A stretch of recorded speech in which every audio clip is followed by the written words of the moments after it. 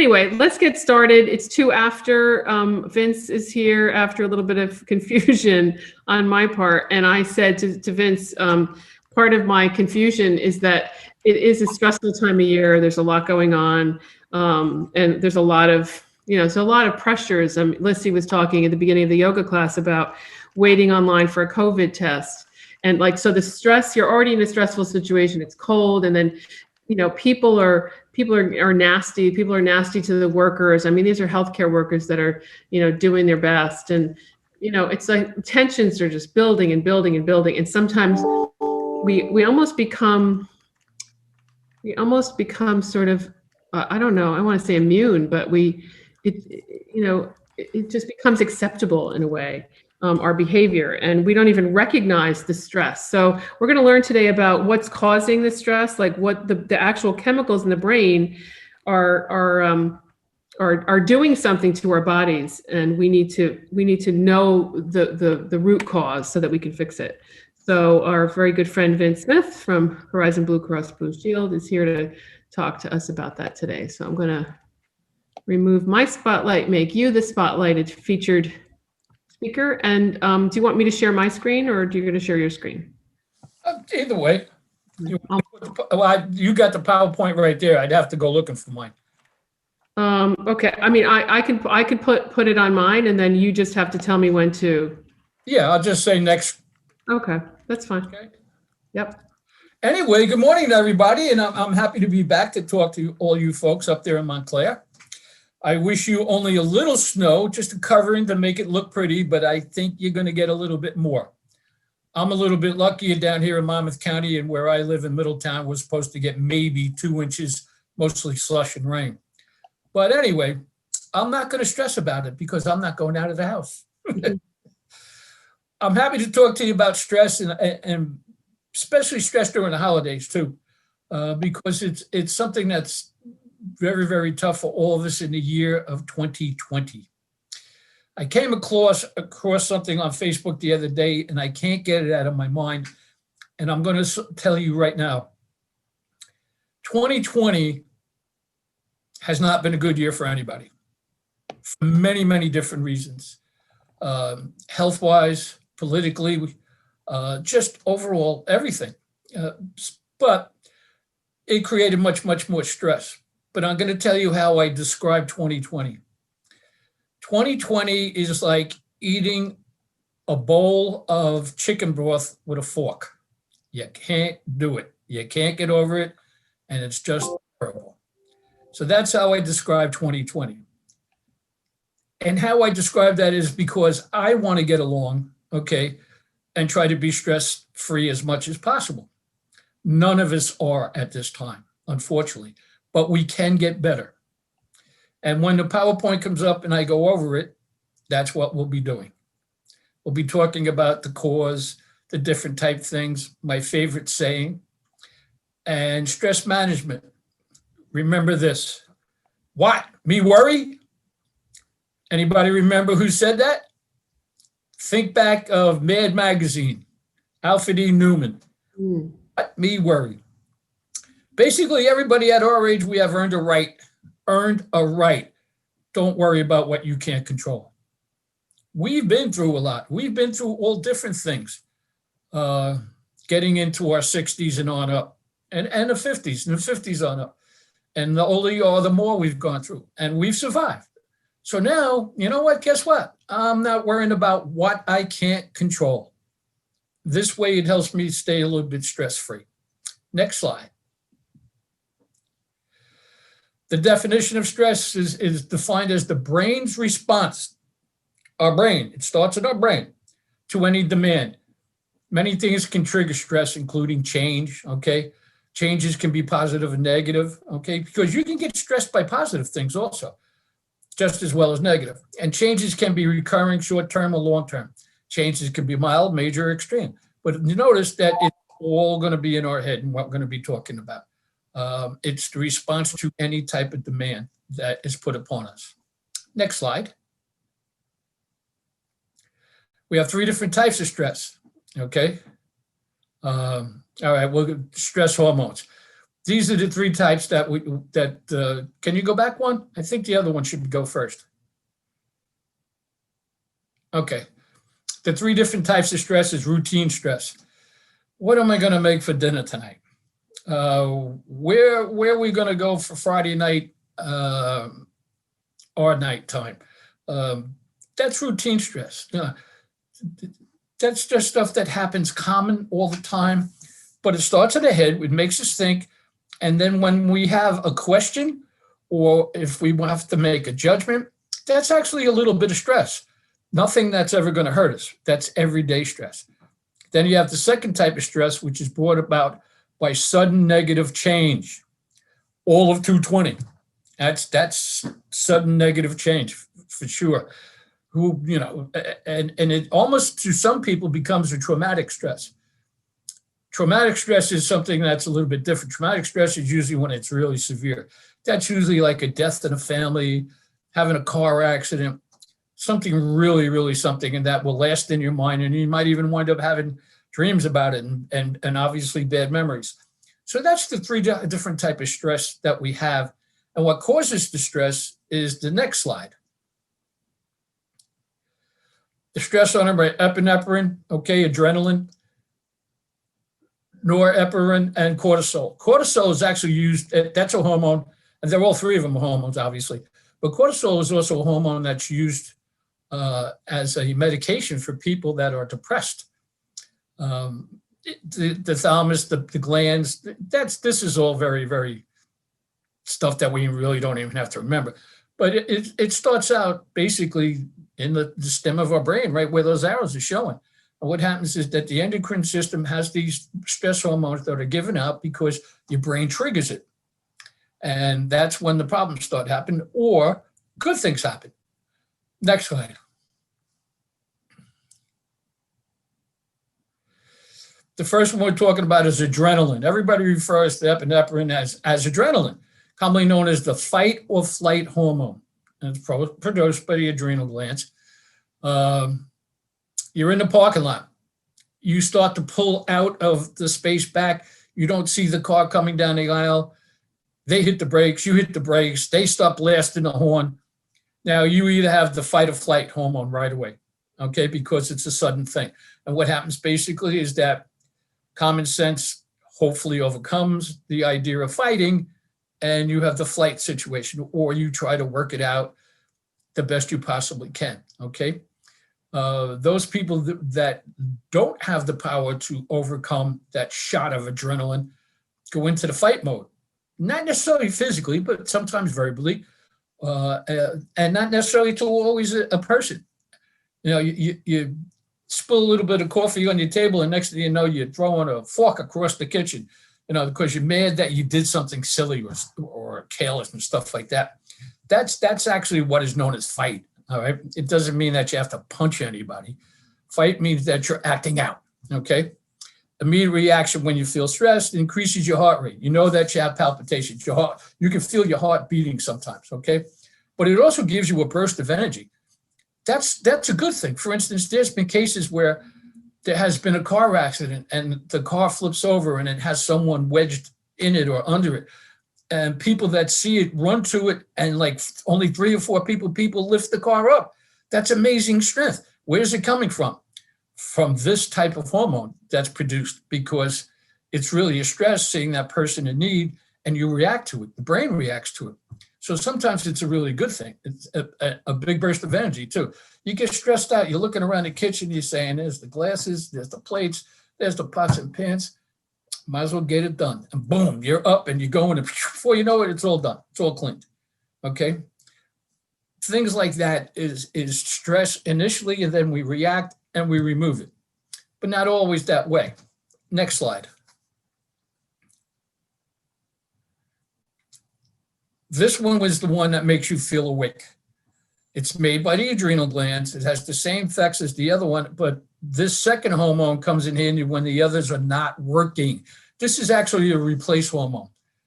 The body regulates itself. The brain shoots out the message to what gland should shoot off, and what happens and what type of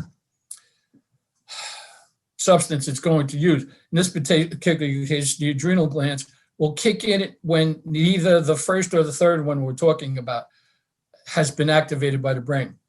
This is actually sometimes a very good one for you, because what's happening is that the brain's not working correctly.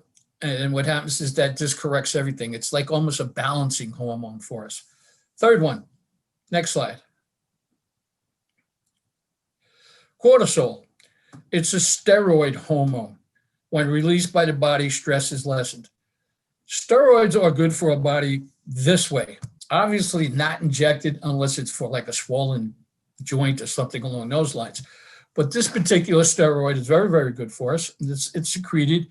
And when you get that, it could be life-saving. It could take care of the stress in your body to the point that you de-stress, okay? It balances your fluids and your blood pressure. So many, many times it's a healthy thing for you. They also use this as a drug, okay? Cortisol shots do help you along with stress at times and things along those lines. It's a great hormone that helps our body. It's not a bad thing. Next slide. That was all technical. Now we'll get into the stuff about how stress promotes illness.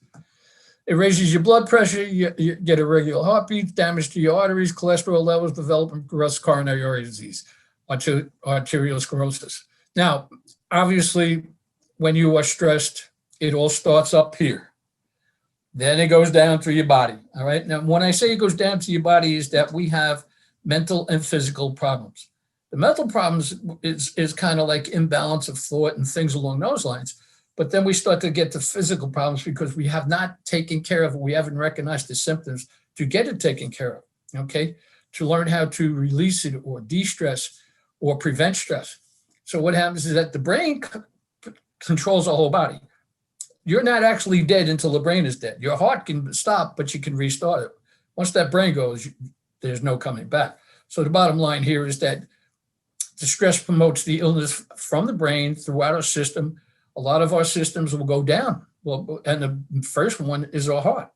So we have to be very careful with being stressed out, because you could wind up with heart attack. You could wind up with many different types of problems with the cardiac system that you have. Next slide. Indirect effects now is more physical. It weakens the immune system. Stress will create you to have a breakdown in the immune system. You're going to wind up with more colds, more viruses, more flus, different type of things like that. And of course, what happens is that it promotes negative behaviors.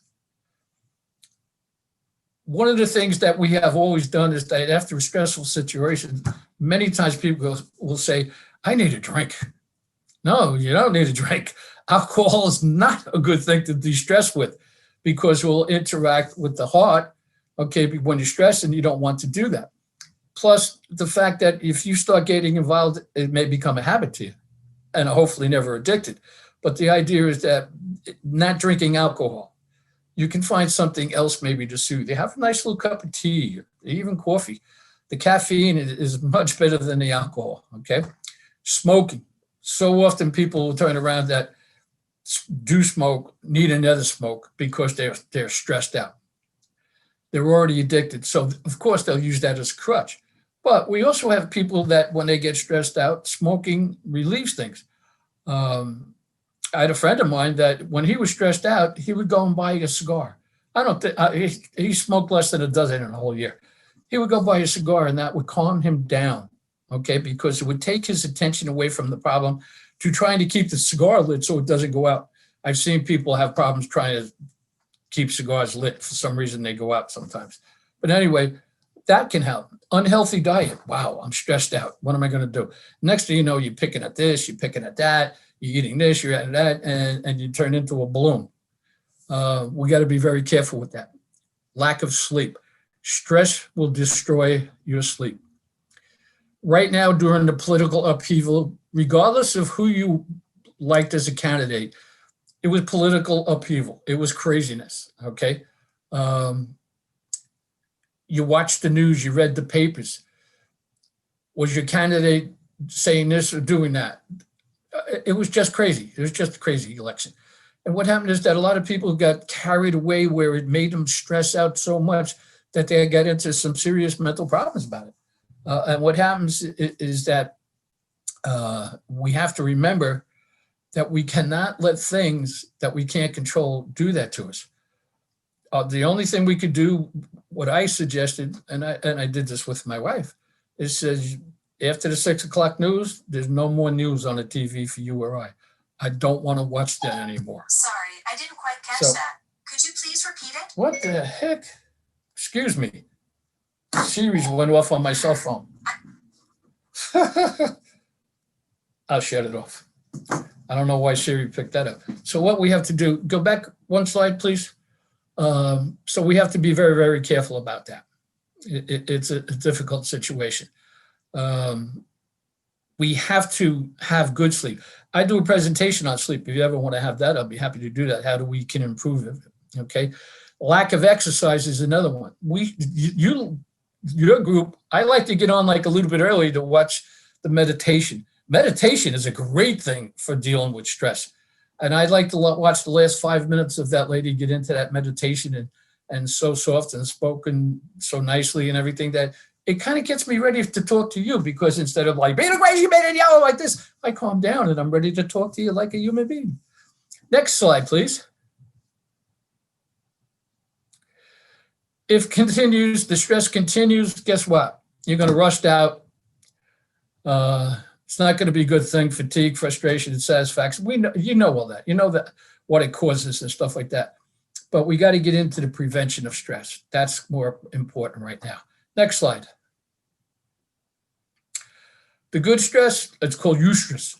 Pumps you up, provides a healthy spark for any task you undertake. That's a good thing. Next slide. Negative emotional signs of stress. Now let's talk about recognizing stress. Irritability. All right. I'm sure our level of irritability in 2020 rose very high, and probably more often than not. When things aren't going right, we get irritable. We'll snap out at our loved ones. We'll just act out inappropriately. Okay. That's a big push forward. That's being irritable. The next one is sadness and depression, and that's just as bad. You're always looking glum. You're always on the negative side of things. To the fact that you get into a depression and you kind of like put a wall around you. You go sit on the couch and just watch TV. You don't do anything. You don't use your brain. You don't act. You don't become no activities at all. You become depressed at everything. Everything looks negative to you and down and bad. Okay. Boredom. You're just like a vegetable. Okay. You become bored. Nothing interests you anything more. Or the exact opposite, anxiety. Now you're worried about everything. Now you're totally worried about everything. Oh, where did I put my wallet? You go looking through the pocketbook. You're looking through the pants that you hung up to get to see if it's still in your back pocket. You're doing all sorts of strange things that you never did before. Instead of retaining calm and backtracking through your mind, where you've been, what you've done, and figure out how to fix the problem, you just get chaotic about it. Forgetfulness is a big thing about emotional stress, okay? Because your brain is going to try to help protect you, and it's going to try to block things out, and you're going to forget about things because it's trying to de-stress you. Your hormones are trying to de-stress you. So you're going to get the forgetful things. And then one of the worst things is denial. You know, if you're have someone that you live with, okay, married or not married or whatever, even maybe children, grandchildren, anything along those lines, they're going to say, Grandma, Grandpa, what are you so worried about? I'm not worried. I'm okay. What are you talking about?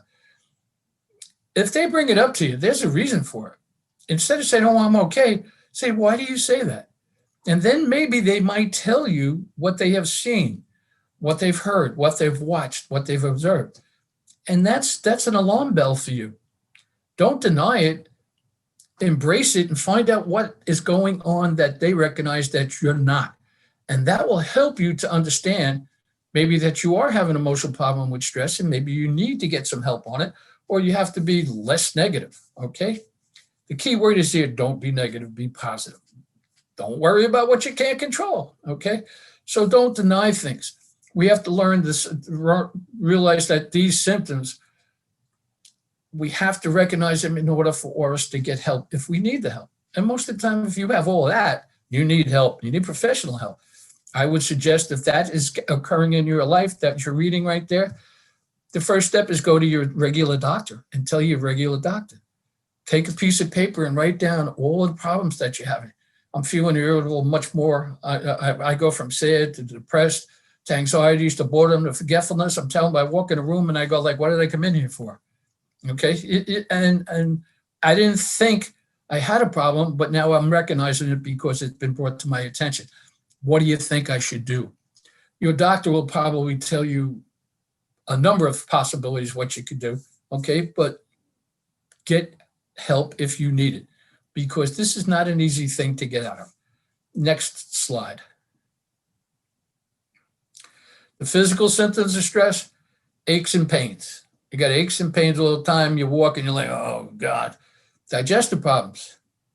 You either have a regular flow or it binds up and it goes back and forth, okay, or diarrhea. So your digestive problems, and then you start the burping and regurgitating, okay, because your body is getting stressed, and that will get stressed with you too. Especially if you go into the behavior of eating every time you get stressed, you're loading up that whole area, and it's going to back up on you, okay? Headaches and migraines because your brain's you overworking your brain. It's as simple as that. Okay, that's a big part of your body. That's the main part of your body. And what happens is that it hurts. If you're getting them more than you normally do, okay, and you shouldn't really get that many of those things. And migraines, boy, if you got migraines, you're going to know what a migraine is, and you have to get to your doctor right away about that, okay? Injuries. You're not being careful. You're walking into a door. You're slamming things on your hand. You're tripping, okay? Hopefully you're not falling down. But injuries are part of sometimes the stress that we go through, and injuries are caused by stress because we're not paying attention. You start over-medicating yourself. You already have a prescription that's supposed to be assisting you, and you're saying like, this is not working, I better take two.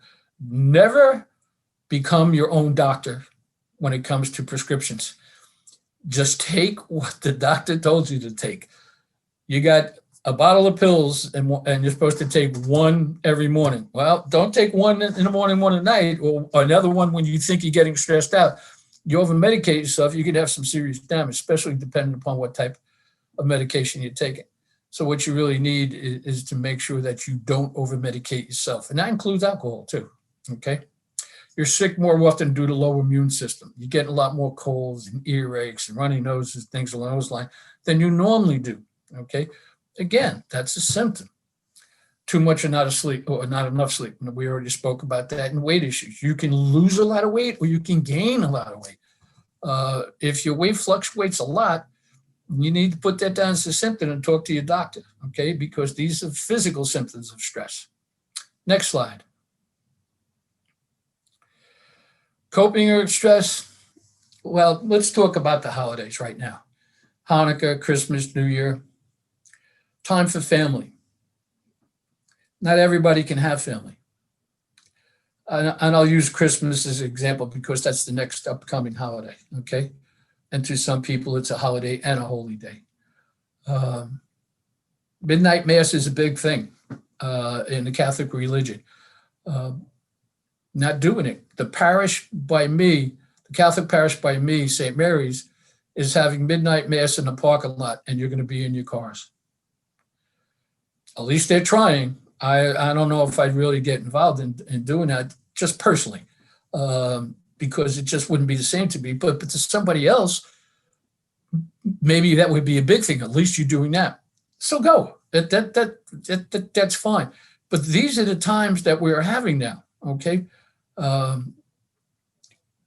We have Thanksgiving, we would have the whole family at our house all the time. My 3 children, their spouses, 6 grandchildren. We were still able to do that because we kept our family into a bubble. All of my kids are in education. So from the summer, once they get out of school, okay, and they weren't in school, they were doing virtual by that time. They never went anywhere, did anything else. They always wear their mask. And so we would go to my daughter's house and meet there. She had a nice, big, beautiful pool in the backyard, brand new house, brand new pool. And we kept our bubble together all summer. But July 4th, for instance, my wife was born on July 4th, as was her twin and the twin son. So we would always have a big cookout barbecue at my house for July 4th, and everybody would get invited. We'd have a big crowd. Not this year. This year, it was our little bubble only. The twin sister couldn't come. He lives in a senior community that has a lot of problems over there with the COVID, and she has a tendency to wander around the hallways, and she's a very good-hearted person and does favors for some of the elders that aren't as mobile as she is. She's very mobile. She's fine. But she also forgets a mask half the time, and she's interacting with other people. So we said, sorry, but you're not part of the bubble. We can't invite you. You have to stay home. You know, maybe your son will come down from Long Island for you or something like that, but you can't come over. And her older sister, we'd always have them and her two kids and their spouses, but we had to close that down. This is what this pandemic is doing. This is the stress that it's causing. But we had to do something about it. We have to make judgments to maintain our health and safety individually and for family. You all have had probably somewhere along the line this past 10 months making some type of judgment to do something or not to do something. All I can say to you is that figure it out the best you can. What is your best alternative? What's the best way of doing it? Okay. You got Christmas coming up. You have Hanukkah now. You got New Year's Eve. No more going to those big New Year's Eve parties. Please don't do that. Don't do that. Okay. Because we're in another big part of the pandemic where it's coming down and it's getting ridiculous, the numbers. Thankfully, the vaccinations have started being distributed. There's a sequence of who's going to be getting them, and that depends upon your age and your health. After they take care of the frontline workers and people like policemen and firemen and things along those lines, then us senior citizens will be right after them. So just hang in there. Help is coming with those vaccinations, okay? But the other problem is that we have to make these judgments. We have to think positive. Stop looking back, okay? Just look forward, and it's going to get better. Stay positive, forget the negative, okay? If you have any, get the proper health care for any existing new health problems. Make sure you go to your doctor, do what I told you, write them down, bring them with you. Sometimes we have to learn to say no. And that's what I just spoke about, how we had to say no to my wife's twin sister and the son when it came to that July 4th party. We had to say no. You're going to have to say no, and hopefully they will understand. And if they don't, sooner or later, they're going to think about it, and they probably will. Learn to say no when you should be no. That's like babysitting. Sometimes you got to say no to babysitting. You can't babysit grandma and grandpa all the time. You got to get a break there. Seek help from qualified mental health care provider if you are overwhelmed. Like I said to you, start off with your own doctor, and that doctor might refer you to a mental health care provider rather than just that doctor, because most of them are not equipped to do any extensive work in that area. So they can refer you to someone else. Set priorities for yourself, okay? You can cope with stress by having priorities. I'm only going to do this amount. I'm only going to spend this amount. I'm only going to go here. I'm only going to go. Priorities is what is most important, and then work backwards, all right? That's a good way of actually planning your whole day. What's the most important thing I got to do today? You come down from the kitchen, you put on a coffee pot or the teapot. You sit at the kitchen table, you have a cup of coffee, start thinking about what you have to do for that day, where you have to go and things like that, and what is the most important thing, and then work backwards. That don't be scatterbrained, because that creates a lot of stress, because now you get anxious. Anxiety comes in. Time and situation management is part of what I just talked about, okay? Stay in touch with people who can provide emotional and other support. Pick up the phone, the cell phone, the regular phone. Text if you text. Facebook, okay? But ignore that crazy stuff on Facebook that will stress you out, okay? There's a number of political things there. Don't even, just get rid of them. The time is over for politics right now, okay? Don't let it stress you out. But stay in touch with people. You don't have to be in the backyard all the time with each other, all right? You can just communicate in other different ways. We have neighbors that we see, they pass by in their car, we wave hello. Okay, and every once in a while we would come to each other's house and maybe have a drink and talk on a Friday night or a Saturday night. We haven't done that. And I'm sure they haven't been anywhere where they shouldn't. We haven't either, but you still have to be within that range and you still have to be safe. But you can stay in communication and in touch with them in other ways and do that. That's a good thing to do. So that's coping with stress. Next slide. Eat healthy. Okay, now's a really good time to eat healthy. We don't have all the food available like we used to. At any time, you could go up to the ShopRite and you could find anything you needed. Not when this first started. There's a lot of people, I was wondering what they were using for toilet paper. People got crazy. Then we run to the stores and like snow. Why do we go for milk and bread every time it snows? I don't understand that. You don't have it in your house already? You got to get extra milk and bread? What are you going to do? Make French toast? You might as well get the eggs too. But the idea is that just eat healthy. It's a good time for you to practice that, okay? Exercise to avoid sickness, 30 minutes a day. Exercise is movement of the body, okay? Yoga is a great thing, okay? If not, just any type of exercise. I believe I spoke to you about that already. As long as the body is moving and there's a little bit of resistance, that is exercise. Get plenty of sleep. Don't nap your day away, though, because that will affect your sleep at night. Try not to take a nap, actually. Just get a full night's sleep, and that should be good enough for you, okay? Get rid of germs with healthy habits. And you got to do this now with this pandemic. You have to wash your hands often, okay? Get the needed vaccines that you need. You still should get the flu shot, all right? Go to your drugstore, get that flu shot. It's something that's really, really good. And there's other vaccines too, but just right now, worry about the flu shot, and when the vaccination for this pandemic end is available to you, please get it, okay? Drink plenty of fluids. Keep your body hydrated, all right? Don't have any problems by getting dehydrated. Use relaxation techniques like deep breathing or guided imagery, yoga or Tai Chi. It's great for you, all right? Next slide.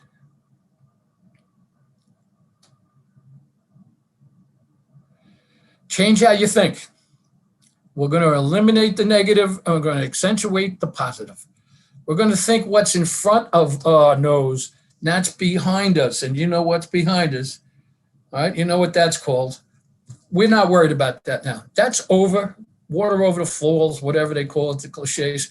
What we have to think about is what's under our feet right now and moving forward. That's how you're going to be coping with stress, because you're going to be more organized. You're going to be more thoughtful. You're going to do things at a better pace. You're going to think about things before they occur so they don't become a big surprise for you. So our pattern of thinking is very much in control of the stress in our body. Because remember, it starts up there in the brain. Replace irrational beliefs, you can't say that right, with reasonable thoughts, all right? Perfectionism, accepting one shortcomings and asking others for help. Nobody's perfect, okay? But you want to be the best you can. So we're accepting some people's shortcomings. I'm sure husband and wives, every husband and wife knows that the other spouse, or whoever it may be, okay, has a shortcoming. My wife certainly knows that I have quite a few, and she's pretty good. She only got a couple, but we realize it and we try to work around it. So the bottom line is, and if they start to get out of hand, I get the old, I know when she wants to say something, and she'll tell me, you know, you're doing this again, or something like that. You talk about it and you fix it. So what happens is that you can accept it, but you got to work with it too, okay? And you can ask others for help. There's nothing wrong with ever asking for help with anything that you need, as long as you try to fix it first. If you can't, then definitely go for help, okay? Take the problem-solving approach. Just don't wallow in self-pity. Oh, poor me. No, and not poor me. That's negative. You want to be the best you possibly can at all the time. And remember what I said in the very beginning is, what me worry?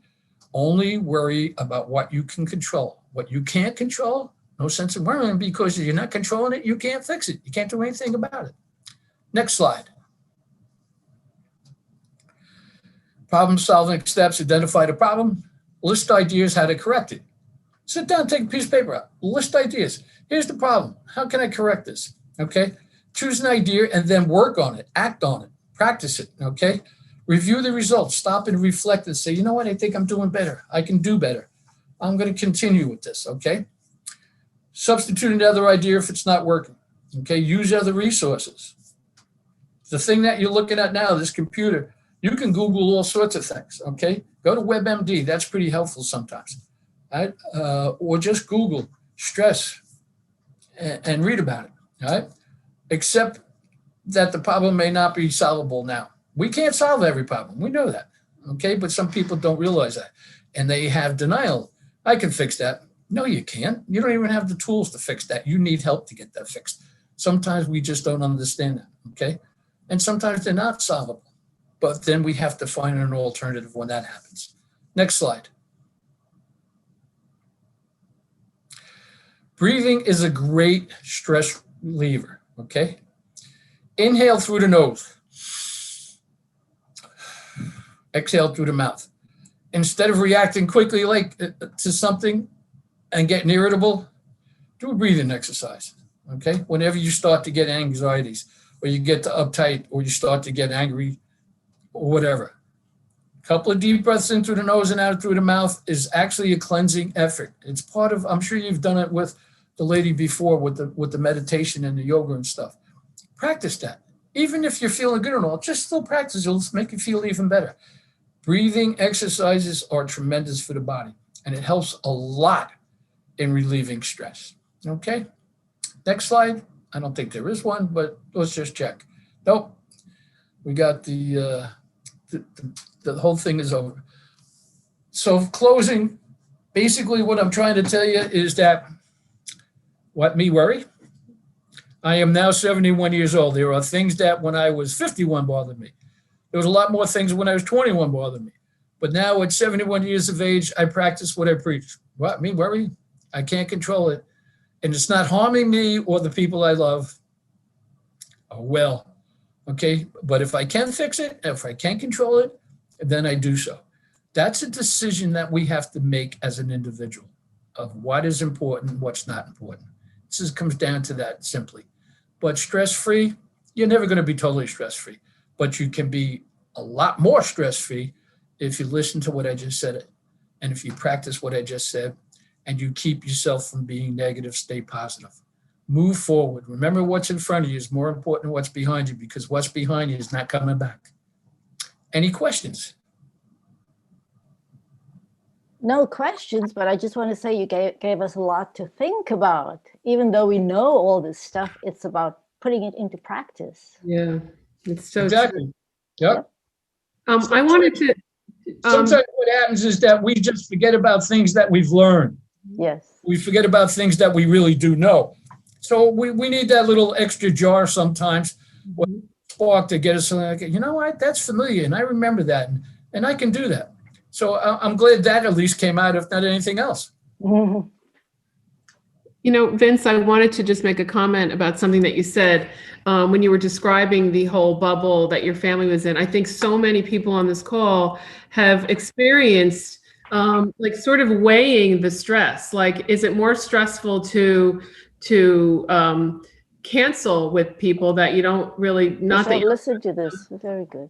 But people that may not be in your bubble, you've created this safe zone, and the stress of having to tell people we're not doing that this year, and then weigh that. I think it's important to really weigh that with the whole idea of going through it and being, maybe inviting those people over and then being stressed out the whole time that you're going to get sick or you're going to get somebody that you love sick, because you couldn't really weigh those two things out. So I think it's kind of like, I think it's maybe an important practice to think about, weighing that stress and saying what would be more stressful. Yep. In psychology, that's called the Libra effect. Mm-hmm. Libra effect is, everybody knows Libra, the scales of justice, right? And I always taught these to the kids when I was a health and phys ed teacher and so on and so forth. And even my teachers when I became an administrator. You have the scale in front of you. It's balanced. There's nothing on it. One side is the good and one side is the bad. Or one side is, if I do this, what will happen? Will that outweigh and tilt to the negative side? So when you have to make a decision like we did July 4th, what can possibly happen if these people are invited into our bubble who have been all over the place, okay? And someone gets sick. Wow, that scale goes boom real quick. Yeah. The bad side goes down and the good side goes away. So you have to make a judgment. Take a piece of paper, write down positive, negative. Write down the positive things. Yes, I'm going to see my twin sister. Negative. She's been around a lot of people without a mask in a community senior living center where there is the COVID. That brings her way down. So what you're doing is that you're balancing that Libra scale and go with the one that has the most on it. And if it's the negative side that has the most on it, then you have to make a decision. No, I can't invite them, or I can't have them over, or no, I can't go there. Right. Sometimes you're going to have to turn invitations down. Yeah. But the idea is that you're going to balance the good against the bad. What is the possible outcome, and make a good sound decision to or not to. Right. And like you said, Vince, always looking forward, because what you just described was a forward thinking. You can look what could possibly happen, and then, looking at that possibility, saying it's not worth it, and going ahead with just saying no and dealing with the consequences of that, versus going forward with all the stress and taking a chance and a risk, and then looking back saying, why did I do that? Looking back over your shoulder. So I like when you give examples that are they're brought to life in a way. You really do that forward thinking versus what's behind you. Like, we can really incorporate those very easily versus a lot of things that are a lot of words. These are visuals, like, I think we're all going to walk away with the visual of, wow, I'm glad that, you erred on the side of safety, even though it's a little heartbreak each time. The other thing I wanted to mention was, you talked about that we're all making these decisions, and we're all doing, we're all making these scaled, weighted decisions, but there's some, there are a lot of people, and there are a lot of people on this call right now that have said this pandemic has opened up our worlds to being less stressed, because I can wake up and I can have my breakfast, and I could read, do a little reading, and then I could turn on my computer, and I don't have to fight for a parking spot. I'm not late. Oh, I was late for the class. I disrupted the yoga class. It was already there's a lot of positive, while we don't see each other in person, people are taking more classes. We are serving more people than ever. And a lot of people are saying, hey, when the pandemic is over, can we continue the virtual? And the answer is yes, we will continue the hybrid, so that people can, if you're feeling stressed out and you don't want to get out of your pajamas, you can stay in your pajamas and you can tune in and still take the yoga class and take your time to de-stress, versus getting yourself together and driving over in the middle of traffic. So there are silver linings to everything. And it's just like you said, it's the way you choose to look at it, right? So Absolutely. Yeah. A funny thing just happened now with virtual that I just loved. I just heard a woman say something to someone that's not in the picture and say, listen to this. This is important. Wow, that made my day. Whoever said that, thank you so much. Because they realized that someone else needed to hear something because of the stress. So I'm like ready to dance. I'm so happy I heard that. All right. Well, if anybody has any other comments or questions, we will wrap this up. It was just great. Thank you. I really, really liked it. Very comprehensive. Thank you. Thank you.